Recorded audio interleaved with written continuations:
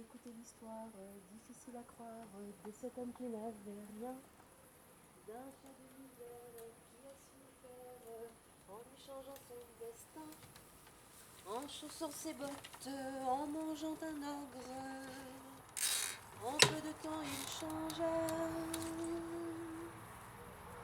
grâce à sa jugeote, son malheureux maître, en marquis de Carabas.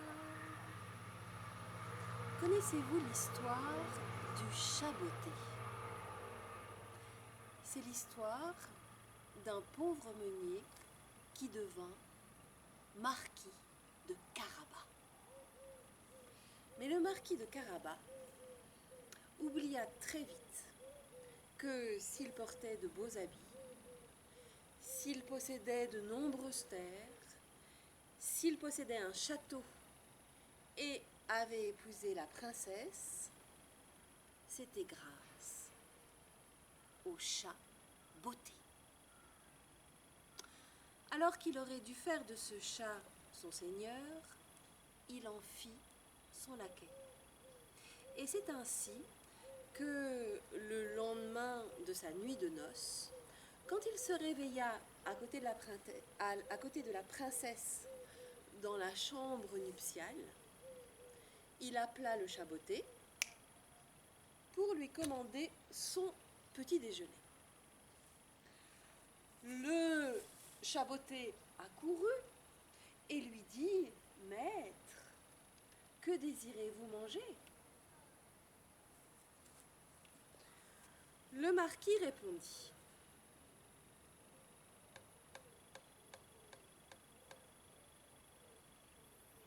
« En fait, le marquis ne sut que répondre. Il se rendit compte qu'il pouvait demander ce qu'il voulait. Puisqu'il était riche, tout lui était possible. Mais par où commencer? Comment faire un choix digne d'un marquis? Alors il réfléchit, pour la première fois. Il réfléchit et il eut une idée. Il ouvrit son coffre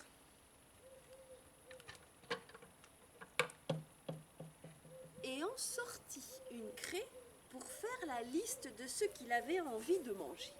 D'abord, comme il était sage, il écrivit des céréales.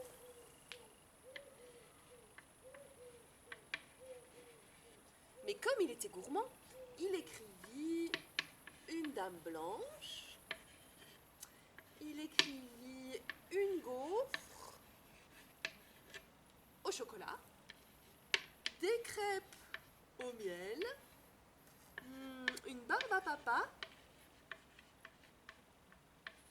et puis aussi un chocolat chaud. Ensuite, il dit au chat botté d'enlever sa botte.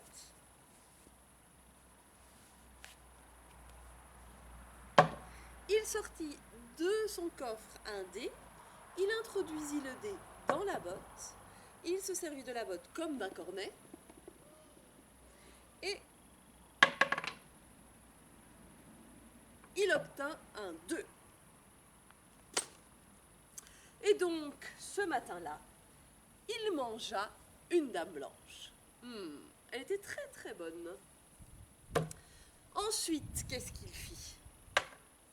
Il s'habilla avec sa plus belle tenue et il sortit sur le perron.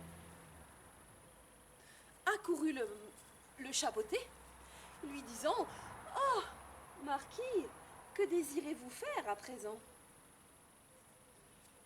Le marquis répondit.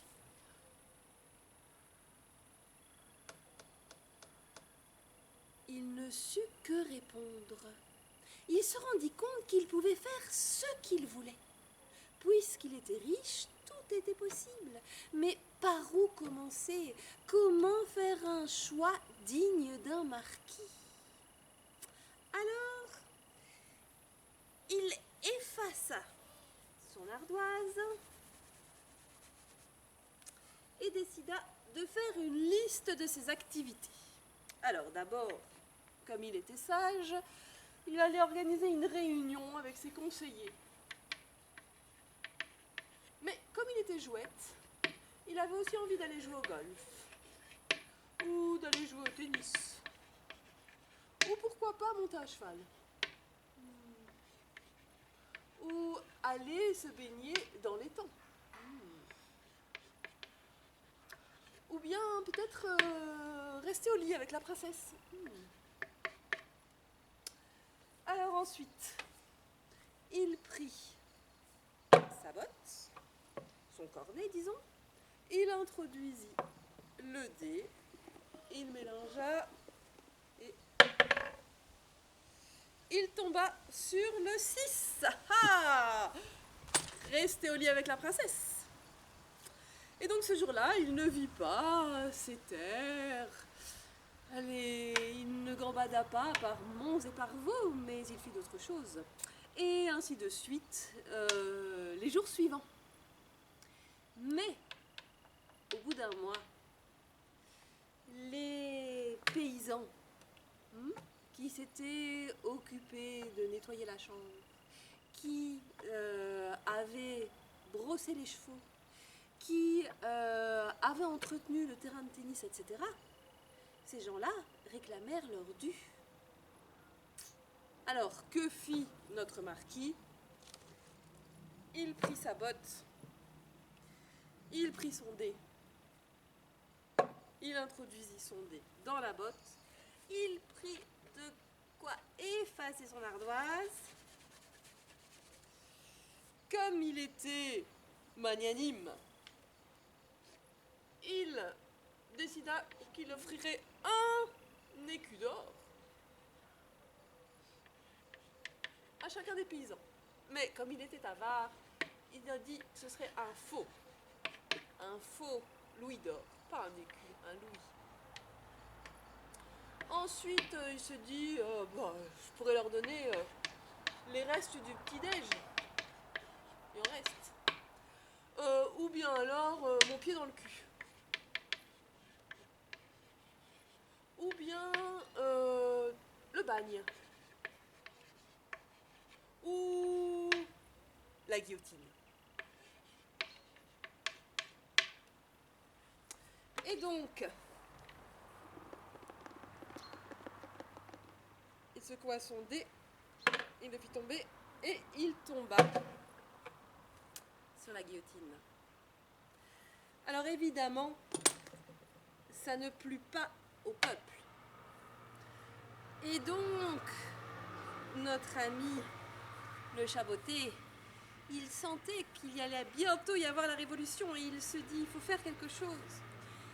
Et donc il osa s'adresser au marquis de Carabas et il lui dit, Maître, excusez-moi pour cette question naïve, mais je me demandais pourquoi chaque fois que vous devez prendre une décision, vous faites appel au dé.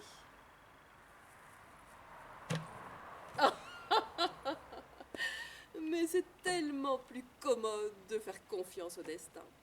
Ça m'empêche, ou ça me dispense de réfléchir, et puis ça me libère de toute responsabilité. C'est le destin qui décide.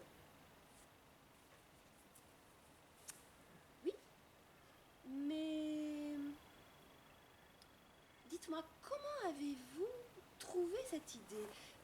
Comment vous est venue l'idée d'utiliser ma botte et le dé? Oh, ça, c'est une idée qui m'est venue alors que je me baladais à Tournai. Je me suis arrêtée dans un estaminet qui portait un nom étrange, le nom du dé beauté. Et donc j'ai pensé à tes bottes, qui ma foi t'avaient porté chance. Et je me suis dit que je pourrais me servir de ces bottes comme cornet pour jeter mon dé et peut-être multiplier mes chances de gagner le jeu. Voilà. C'est comme ça que m'est venue l'idée du dé beauté.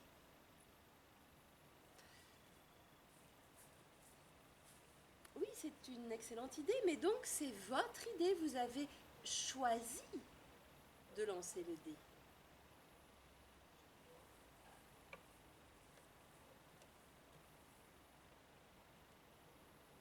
Quand le marquis se rendit compte qu'en fait c'était lui qui avait décidé d'utiliser le dé, il pâlit. Il se rendit compte que s'il était gros, c'est parce qu'il avait choisi de manger toutes ses crasses. Que s'il avait dilapidé sa fortune, c'est parce qu'il avait choisi de jouer. Que si tous ses sujets étaient morts, c'est parce qu'il les avait guillotinés. Ouh là là, il se sentait tout à coup très très mal. Il allait bientôt défaillir. Ah! Mais heureusement, la princesse était à côté de lui. Et elle lui dit: mon marquis, dites-moi, vous préférez débotter le dé, ou bien alors vous préférez débotter mon pied à 5 orteils? Le marquis, qui était très amoureux, n'hésita pas. Tout de suite, il débotta le pied de la princesse, qui ma foi était très jolie. Et à partir de ce jour-là, chaque fois qu'il devait prendre une décision, il réfléchissait, et si la décision était trop difficile à prendre, eh bien, il consultait sa femme. Et si ce n'était pas assez, il consultait le chaboté, et si ce n'était pas assez, il consultait ses conseillers. Moralité. La jugeote est-elle en haut ou en bas? Dans les bottes de la princesse ou dans les moustaches du chat? Voilà, mon histoire est terminée. Je vous laisse méditer sur cette question. Et moi, je m'en vais sans mes bottes, puisque ma foi, j'ai le pied très joli.